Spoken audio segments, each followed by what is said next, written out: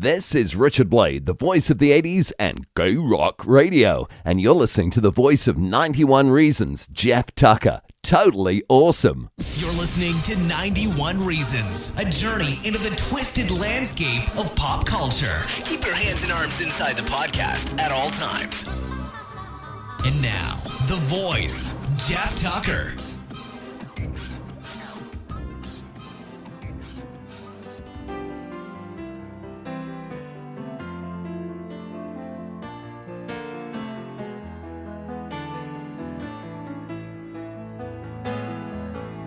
Once in your life, you find her, someone who turns your heart around, and next thing you know, you're closing down the town.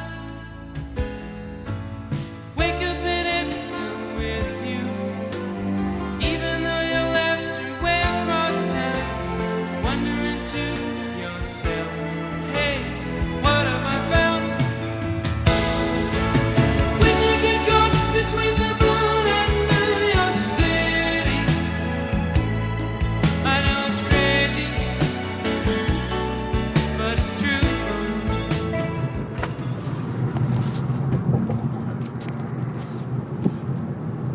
So last episode I was talking about reviewing one of my favorite films of all time, and that's Arthur. So like Bitterman, Arthur's chauffeur in the movie, I am driving to work on the 91 freeway.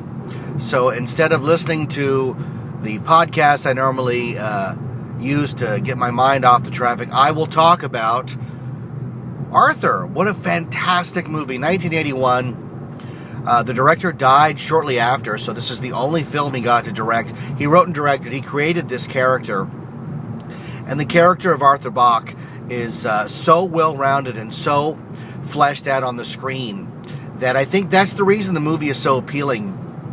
They don't make a lot of movies like this anymore where it's basically a character study. They do make them. Usually they're independent movies, like about Schmidt, or there's a few others that it's just about how this character moves through life. And instead of having some big fanciful plot device or, whatever, it's instead, we're just going to spend some time with this character and get to know this character. And in that respect, Arthur succeeds wildly, especially for what is a big studio picture. Because at the time, Dudley Moore was a big star. He had just come off of 10 with Bo Derek, and that was a massive both financial and cultural phenomenon hit. So getting Dudley Moore to play this part and give his all to it really elevates the movie.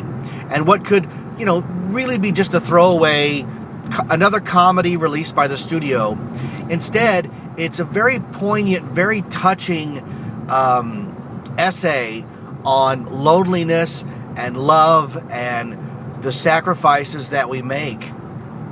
And I've seen this movie a lot. I said before that I saw it in the theater. I was 9 years old, and I begged my mother to take me to see Arthur, which is so bizarre. It has no laser guns, no spaceships, no werewolves, no ghosts, nothing like that. And I'm not sure what led me to go see it, other than the commercials make it look like almost like Big.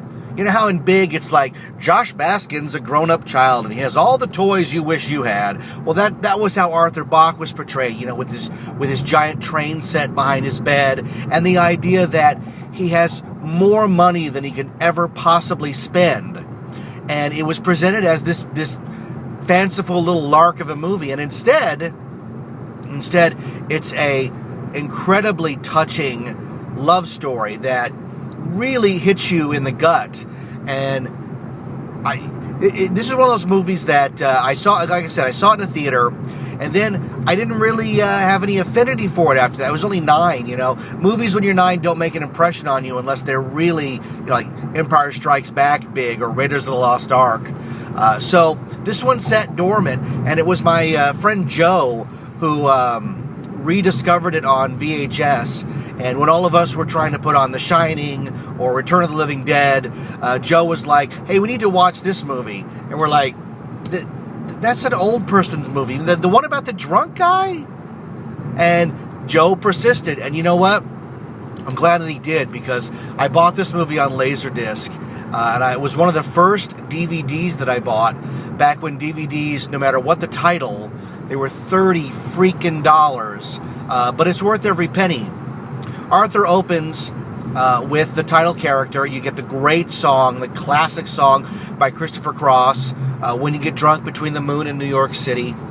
And Arthur is introduced in his chauffeur-driven mega car, driving through New York. And the movie is as much about a love letter to New York as it is an ode to love.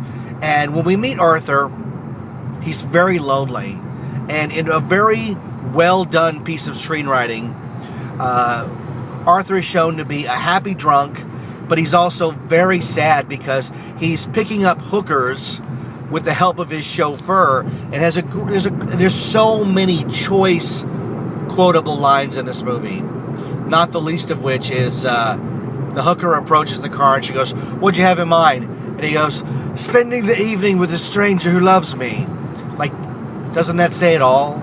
Doesn't everybody want to be loved, even if it's artificial, even if you're just fooling yourself? So he takes this hooker to dinner, embarrasses everybody in the restaurant, embarrasses his Uncle Peter, it just really uncomfortable.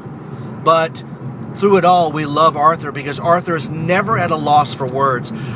I would like to see the script for this movie and see how much of the dialogue was written by the screenwriter, the director, and how much was just Dudley Moore being the genius that was Dudley Moore. Because Dudley Moore's take on Arthur is, he's a real person to me. You know, I can separate Dudley Moore from Arthur because Dudley Moore was an accomplished pianist, classical music. He was a genius. And his portrayal of Arthur transcends that. It becomes this other entity, this fully developed entity. And after a night of debauchery with the hooker, whose mom died when she was 6, and whose father raped her when he was 9 or 13, he had 6 relatively good years. Fantastic. We're then introduced to the other main character of the movie, and that's Hobson, played immaculately by Sir John Gielgud, who ended up winning an Oscar for the role, and it's easy to see why, because his Hobson is, so at the beginning, so condescending and so tolerant of Arthur's nonsense, you know. He arranges for the hooker to be taken away, and it's presented as if this goes on, 3 times a week. You know, what does Arthur say at the beginning? "It's New Year's Eve, 3rd time this week." She's like, "How rich are you?" "Let me just tell you, I wish I had a dime for every time I have." You know? Don't you want to have fun? Isn't fun the best thing ever? Oh, God. And he says, "Don't you wish you were me?" I know I do. Almost every line out of Arthur's mouth is gold. I really do love this movie, and I can't watch it enough. I would watch this movie every other day, and I would still choke up at certain parts because some of the movie is so touching. So Arthur ends up taking a bath. That's the poster. Arthur, the most fun money can buy. He tells Hobson, "Do you know what I'm going to do?" "No, Arthur, I don't." "I'm going to take a bath. I'll alert the media. Do you want to run my bathwater for me? It's what I live for." And then he walks off with his top hat. And Hobson, and this is the line that made all of us 9-year-olds giggle. "Do you want me to come in there and scrub your dick for you, little shit?" Just really good. There was a display at Movieland Wax Museum when it was still open of Arthur in his bathtub. And I remember walking by it and just, what a great scene to pay homage to. Who wouldn't want to have that bathtub, you know? So Hobson and Arthur start out their day, and they have to go see his father. And Arthur's father, Mr. Bach, basically tells him that there's an arranged marriage. He's going to marry this woman, Susan Johnson. Her father, Bert, is just as rich as the Bachs, and the two families are going to be united through this marriage. And Arthur doesn't want it. because he wants to fall in love. He wants to be loved. And we're again shown this incredibly rich, incredibly lonely person. They always say money can't buy happiness. And all of us poor people say, yeah, well, it sure would be fun to try. And yet, it's totally believable that Arthur cannot find any happiness, even with the ability to buy anything that he wants. So they go shopping, and they're buying dress shirts and ties, and it's all very boring. And it's also very upscale New York with personal shoppers and stuff. It's a world that I have no concept of. But across the way, his eye is caught by Liza Minnelli. Now, it's weird. I'm not a Liza Minnelli fan. My generation had no affinity for Liza Minnelli. You know, it didn't click that she was Judy Garland's daughter to my generation. So we didn't have that instant love affair with her that a lot of the earlier generations, or the one right before me, had. But when Arthur sees her, she's shoplifting a tie. And we're not sure what to make of her. She's Linda Maroney, and we're not sure. Linda Maroney, same initials as Liza Minnelli. But we're not sure what to make of Linda, because she is shoplifting, she's brash, and Arthur takes it upon himself to swoop in and save the day with her. And at the outset, it looks like just another game a rich man is playing because he can. You know, he can, when security approaches Linda, and Arthur says, it's the perfect crime because girls don't wear ties. But not perfect because some do. You know, very very funny dialogue. But he steps in and tells the security guard that the tie was meant for him, and he just forgot to pay for it. And it gets Linda off the hook. Now, Linda sees, like, what does this guy want? And Arthur takes the moment to just plant one on her, because Arthur is not used to being told no. Now, he's not a rapist, but he just has fun with life, and this is one of those little instances where he wants to have a good time. And she's going to take off, except when she finds out that Arthur is not married. And then she gives him her phone number. And it's just it's what in the screenwriting they call a cute meet. You know, he sees her shoplifting, he saves the day. It's a cute meet, right? And Hobson's not sure what to make of it, because he knows that Arthur has already said he's going to marry Susan. So we finally get to meet Susan, and the script is very well written, because if Susan is a nice person, we will dislike Arthur immensely, because Arthur doesn't want to marry her and treats her like dirt. But Susan turns out to be, you know, not perfect. She's almost a Stepford wife. And she says, you know, Arthur, the right woman, she says, a real woman could stop you from drinking. And Arthur says, have to be a real big woman. Take my hand, Arthur. That would leave you with one. Yeah, I say it again, I really like this movie. It's such a sweet little love story, about doing the right thing and defying the odds. So he tries to rebuff Susan, but he has to propose to her, because he's been told by his aunt, who gave him the wedding, the engagement ring, if he doesn't marry Susan, they're going to cut him off without a cent. And Arthur does not know how to live without the money. You know, he has no idea how to live without this huge trust fund that he has to gallivant around New York with. So he asks Susan to marry him. And when she accepts, he goes, oh, good, I'm so happy for you. And then, somebody's being pulled over. Look at that. I'm glad it's not me, but somebody is being pulled over. Anyways, welcome to the 91 freeway, folks. But Arthur decides that he's going to take Linda out on a date. So he takes her out on a date, And I've got a couple of the scenes mixed up here, but we're trying to tell a story, not verbatim the movie. I don't know it as well as Back to the Future, although I do know it pretty well. But he takes Linda out on a date, and they go to an arcade, and they play video games, and they win stuffed animals with tickets, and it's all very, very touching and very childlike. And Linda's stunned because she was expecting an expensive night out in the town, and instead he just wants to have fun with her. And as they're driving what looks like, I think, a Bugatti down the streets of New York, Arthur has one of the most touching lines in the movie, and he says to her, he says, my whole life people have taken care of me, and I've never had to take care of anyone. And what I'm saying to you is, if you got sick, I would take care of you. And she says, then I'll get sick. And it's really, really beautiful. It's a kind of touching date scene you don't see a lot. They don't sleep together.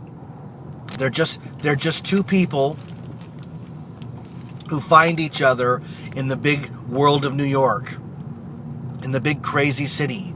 And the roadblock is Arthur is promised to somebody else. Now, Linda has a father who is a character actor, and he's one of the scene stealers of the movie. Because he, when she tells him she has a date with Arthur, he says, what time will this bum be calling? Relax, Dad. He's a millionaire, and you have my blessing to marry. And it's really funny. So Arthur gets drunk. He's had to meet Susan's father. It's a very funny scene. I don't drink, Arthur. Drinking impairs your judgment. You might be right. I can't decide. He's Bert Johnson's a hunter. He's got trophies on the wall, and Dudley Moore is just chewing the scenery with it. You must have really hated this moose. This is a tough room. And he turns to the moose and said, I don't have to tell you that.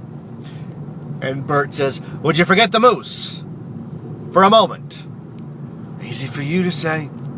Anyways, so Arthur, it's so good. There's a really touching scene where Arthur has Bitterman drive Linda home in the limousine, and Linda asks him, she says, can I just sit here till somebody I know walks by? Because I want somebody to see me in this car. And he says, of course, ma'am. And when they finally see Mrs. Nesbit walk by, which I am confident is where they got Mrs. Nesbit from Toy Story when he's having the tea party up with all the broken dollies. I am Mrs. Nesbit. When they see Mrs. Nesbit walking down the street, Bitterman says, well, don't move. I'll get the door. Mrs. Nesbit deserves the entire treatment. And Linda gets out. And just in that moment we've all had of, oh, hello, I'm just in my limousine, One time, a guy I knew had a friend who drove a limousine, and he got that guy to drive us to Alondra 6 to go see Big Trouble in Little China on the $1.50 screen. And I remember we thought we were the biggest S on the planet riding in that limousine to Alondra 6 and then getting out. And you know what? Who knows if anybody even saw us get out of the car, but it didn't matter because we were rolling in style the 3 miles to Alondra 6, right? So we've all had that moment of wanting to appear as the Grey Poupon guy, right? But the movie switches gears when Arthur pays a visit to Linda in the middle of the night. He's drunk. It's a comedic tour de force as he tries to balance his glass of whiskey on the bumper of his car, the wheel well. And then he falls through a hedge and he's yelling, oh, you're a hedge. And he ends up knocking on the wrong door, trying to ask for Linda. This woman screams at him. It's so funny. So funny. Screams at him so much, and the guy's name is Barry, that when he finally gets to Linda's house, Arthur says, don't you hate Barry's wife? But he's drunk. He's had more than he's had the entire movie at this point because he has to do the unthinkable. and Arthur has to tell Linda that he's engaged to Susan, and that he has to marry her. And she's like, yeah, great, we had some laughs, whatever, great. And she tells him to get out. And Arthur thinks he's doing the right thing by letting her down gently, but he comes off as a cad because he was engaged to be married, and he didn't disclose that. But what do you do? What do you do when you make a decision, and the minute you make that decision, that life-changing decision, the minute you make it, an opportunity like Linda presents itself, and he loves Linda for who she is. She has no money, she has no social status, but he loves her, and he breaks up with her. And the funniest part of that scene is after he leaves, it's the father, Linda's father, who's bawling, "I'll be okay." Oh, it's so funny. So when Arthur is talking to Hobson, there's a great scene where he's driving racing a motor car. When somebody asks Arthur what he does for a living, he says, "I race cars, I fondle women, but I make my own hours and I am my own boss." There's a great scene where he goes, "I never got to love anybody." And Hobson says, "Please remove your helmet and your goggles." And he smacks Arthur so hard in the head. And Arthur laughs because he knows what's coming. He goes, "You spoiled little bastard. Nobody in the world feels loved. Welcome to... This is how everyone feels, Arthur. Marry Susan. Don't be an old broke drunk," is basically what he tells him. So, when Arthur tells Hobson that he's broken up with Linda, Hobson is very flippant. He goes, "I don't know why. Little tot like that could save you a fortune in prostitutes." And Arthur raises his voice for the first time ever. "Don't you ever talk to her like that. She's the nicest person I know. God damn it, why do you have to be so snobbish?" And it's such a turning point, because it's the first time we've seen Arthur as an adult. And Hobson sees it too, as we, the audience, does. And it's such a turning point, because Arthur's having a big engagement party at Susan's house. This beautiful, sprawling, massive estate. And the scene that we see is Hobson knocking on Linda's door. And it's my favorite scene in the movie. Because it's funny because it doesn't have Arthur in it. But it's so real, because Hobson goes to Linda's house and gives her a dress. He gives her a dress and an address. And he coughs a little. He gets rid of the father in a very funny way. And when Linda asks why he's doing this, he says, "There are still a few things an old man can see. And one thing we know is when a young man is in love." And Linda can see in his face how much he loves Arthur.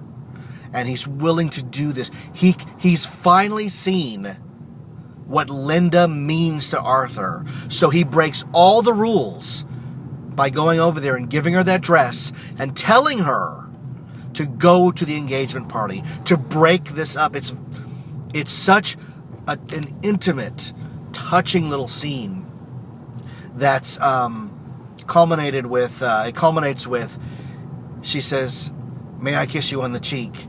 And he says, "If you feel strongly about it." And it's Sir John Gielgud at the height of his acting prowess, and Liza Minnelli at her most vulnerable. I can't describe enough how much that scene is. It just means so much to me. It's so well written. It has moments of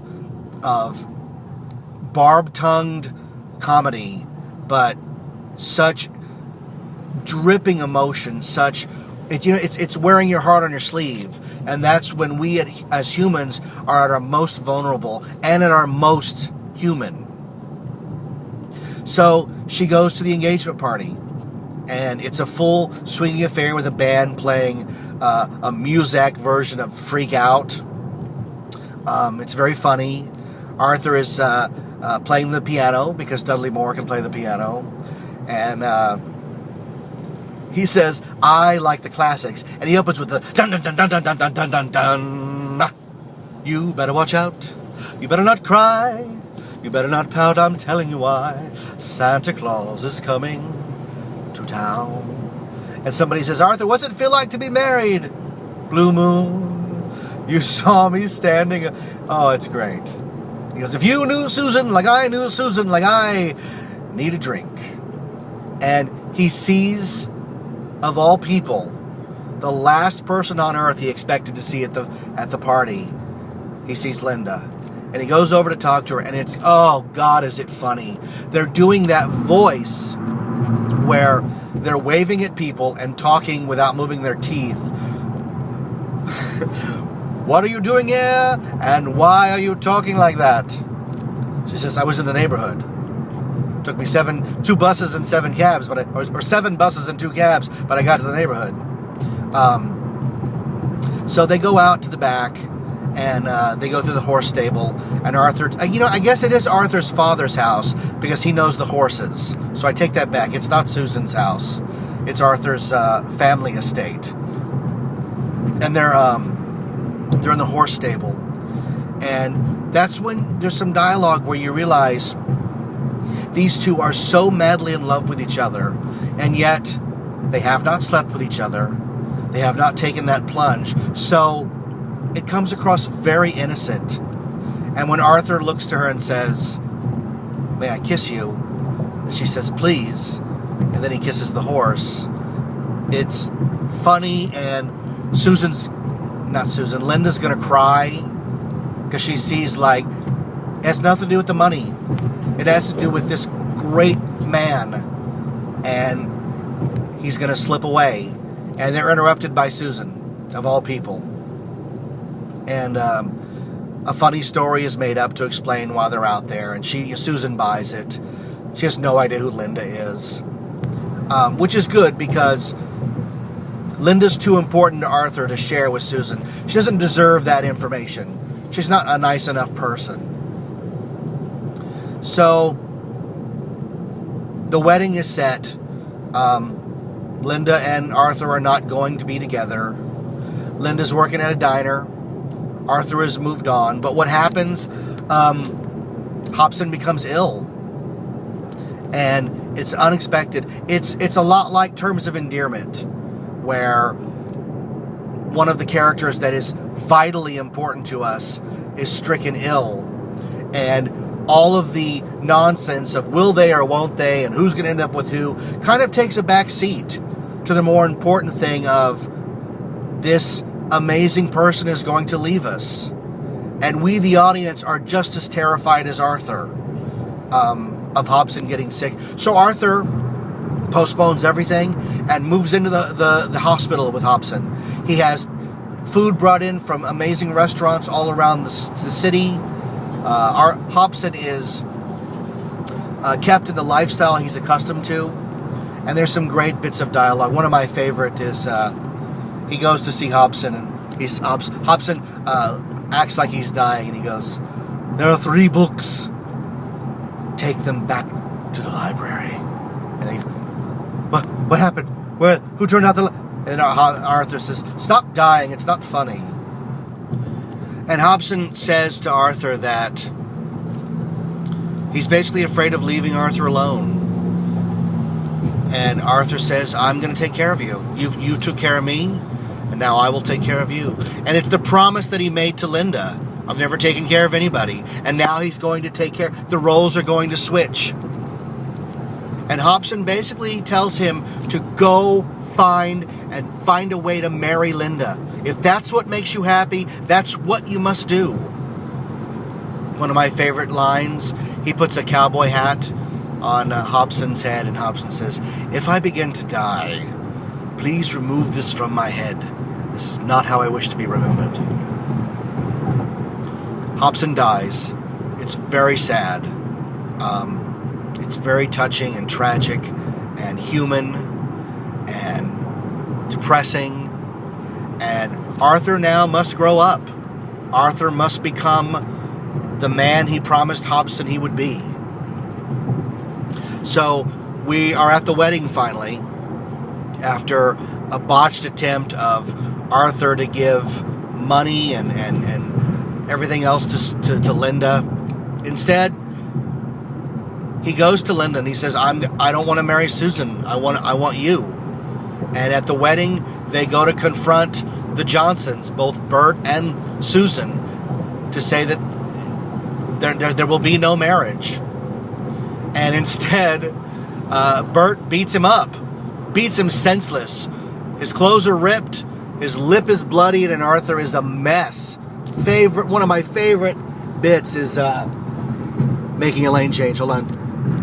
One of my favorite bits is there's a hunk of cheese on the table with a knife, and Bert goes for the knife.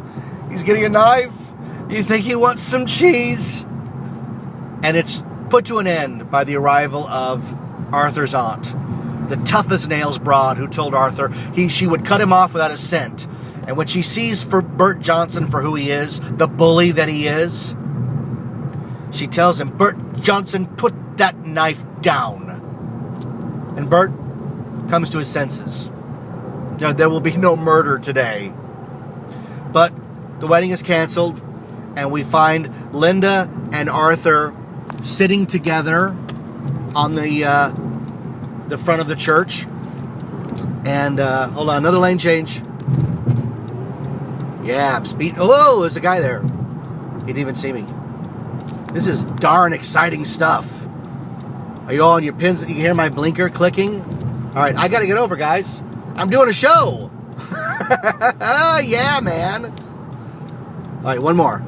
All right, we're getting off on Beach Boulevard. So, Linda and Arthur are there. Everyone is left. She's tending to Arthur's wounds, and they're talking about their new life together of poverty. Arthur says he's going to get a job. They're going to learn to eat poor food, and the aunt is just incensed and walks outside. And in the final moments of the movie, she offers the money back, and Arthur says, that money's brought me nothing but misery, and I'd rather just have a life with Linda. And Linda, you can see it in her face. Liza's acting is impeccable. You can see that she is amazingly touched that Arthur is making this sacrifice for her. And also a little upset and sad that they're going to be poor for the rest of their life. But she's willing to do it. And so the aunt says, I will offer this money one more time. I will never make this offer again. And Arthur says, hold on. And he goes to talk to her. And Liza's standing there. And Arthur comes shambling back. And she says, well, what did she say? She says, well, I turned her down. She asked us to dinner, and I declined. Well, I took the money. I'm not stupid. And then they get in the car and go through the park, Bitterman. You know how I love the park. And the movie ends like it began, with our lead character Arthur in the limo, laughing his way across town. But now he's got Linda with him, and what a stellar movie. If you've not seen Arthur, first, again, I'm jealous, like I always say. And second, check it out. Don't be afraid to see an older movie. Don't be afraid to take a risk. Just because it didn't come out last week doesn't mean it's not amazing. A lot of the movies from this era, studios took risks. They weren't all big budget science fiction, special effect robot movies, and they weren't all filthy, dirty sex comedies with nudity galore. Not that there's anything wrong with that. I get that as its place. Arthur's a sweet, touching little movie that it made a lot of money at the box office, enough to warrant a sequel. The sequel's not quite as good, obviously. Different director. Like I said, the director died. I still enjoy Arthur 2 on the Rocks. It has a cameo by Hobson as a ghost, so they did find a way to get him back in there. But the first one is, and I know I use this term a lot when I describe these movies that I love, it's a masterpiece. Arthur is a masterpiece. Dudley Moore's performance is Oscar-worthy. Sir John Gielgud's performance is Oscar material, and everybody shines in this movie. The city of New York is a beautiful character in it. The music is fantastic. The writing is crisp, and the message of sacrificing for love is timeless, you know. But it's about adults. It's not teenagers, you know. Teen angst love, which we're force-fed at the cinema these days. Instead, it's just adults who are caught in circumstances that they didn't create, and now they have to get out of them and make themselves happy. And we can all relate to that. Dudley Moore went on to make a few more movies. I really liked Crazy People, probably never even heard of it, where he plays an ad executive who ends up in an insane asylum with Daryl Hannah, and they come up with brutally honest review advertisements for products. It's a very funny movie. I'm going to try to see if I can find that. I wonder if it's on Netflix. I'll have to check it out, or Amazon Instant. But sadly, Dudley Moore got very ill towards the second half of his life. He was stricken with a very rare disease that caused him to become very frail. And he ended up living in the home of his fan club president, who took care of him right up until the day that he died in 2002. He gave his last interview in the 90s where they showed his condition. It was very, very tragic and very sad. He lost the ability to play the piano, and that is really, I think, what did him in, because he got so much joy out of playing the piano and not being able... I mean, imagine the very thing that you love to do the most, and nature and your physical ailments take it away from you. It's very sad, very tragic. But thankfully, movies like Arthur endure and they live on, and you can enjoy them at any time. You know, I bought it for $30 when DVDs were expensive and there was only a few on the shelf, and catalog titles were no different than new release titles when it came to pricing. I think you can get both Arthur and Arthur on the Rocks on Blu-ray for about $5 now. So pick up Arthur and check it out and see if you like it as much as I do. You know that I'm a big kid at heart, and I love movies that embrace that, like Big or Willy Wonka, and Arthur is certainly in that realm. Arthur is touching and funny and sad, and so many quotable lines. Hobson's dialogue is gold. What a brilliant performance by Sir John Gielgud. Brilliant performances all the way around. Check it out. Why don't you? Check out Arthur, 1981. A movie 34 years old at this point. That is truly hard to believe. That makes me feel immensely old. But what are you going to do, right? Time marches on. Thanks for listening. Sorry the last episode was so bizarre. It took a turn, and you know, a lot of these episodes are freeform. You know, I obviously I don't have notes for this one because I'm driving a car, so there's no notes to speak of, no notes to look at. Otherwise, this would be my last episode ever, right? It would end with a big bang. Hey, guess what, kids? I'm pulling into Knott's Berry Farm as we speak, so I'm going to wrap this episode up. Thanks to everybody who's listening. Hope you enjoy the episodes. I do enjoy making them. It is a lot of fun to give you my opinion and talk about movies that mean the world to me as I pull into work here. You can support the show on Patreon. You can give anything, like you can give $1 or $2 or whatever you want. If you have a movie you'd like to review, there's a Patreon award level for that. So we thank all the people who are taking advantage of that. All the money goes right back into the show. We're coming up on our 91st episode, 91 episodes of 91 Reasons. I'm going to try to put together a fun episode for that, but who knows? I mean, everything is up in the air. I never know what I'm going to do from day to day, but 91 is a pretty big episode. I never thought I'd get to 10, much less nearing 91 like this. Truly amazing. Thanks to everybody who has given us a review on iTunes. It's a great way to support the show. It doesn't cost you a dime. Go right now to iTunes and leave us a 5-star review. So thanks for listening. I'm Jeff Tucker. I am the voice, and the show is called 91 Reasons. When you get caught between the moon and New York City, I know it's crazy, but it's true. If you get caught between the moon and New York City, best that you can do, best that you can do is fall in love.